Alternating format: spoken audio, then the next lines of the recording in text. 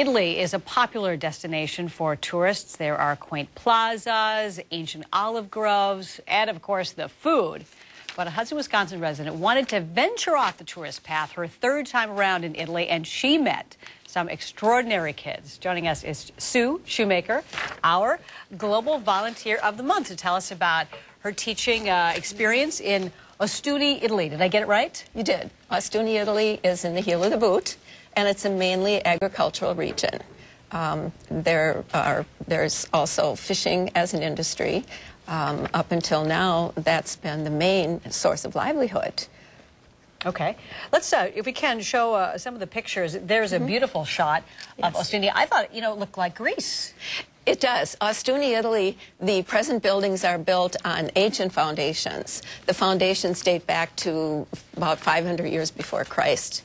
And now it's still the ancient white city that it was. It's beautiful. Look at that. That's beautiful. And those little narrow village paths.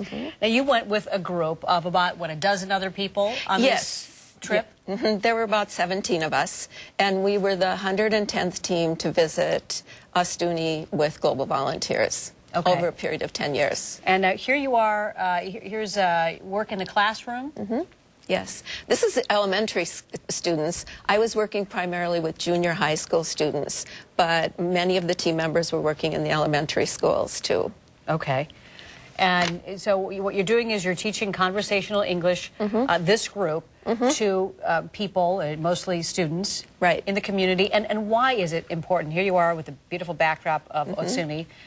Why is it important for people living in this region of Italy to learn English, conversational English? Well, it's important for the youth to learn conversational English because of the world changing the way it is.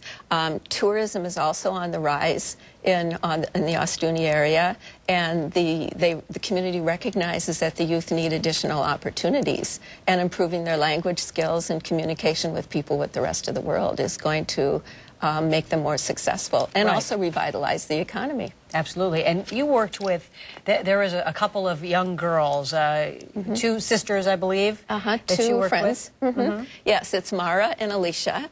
And we worked with them after school hours, actually. So this was another part of my venture. After school hours, neighboring families could come to the hotel, as well as professional people and even the hotel staff, and we would do small group tutoring with them. These two young girls were very high achievers, so it was especially fulfilling for me because I could assess their skills and, provide activities that would challenge them.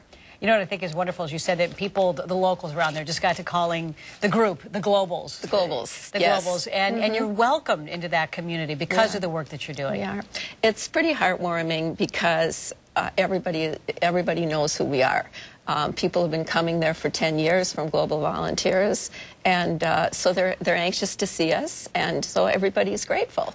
Yeah, everybody enjoys it. You get to know the community. You have a great group of people. It's quite an experience. Sue Shumaker, thank you so much for coming in today, our Global Volunteer of the Month, and sharing your experiences in Italy and those to come we want to hear about. If you are interested in becoming a Global Volunteer, you can log on to globalvolunteers.org.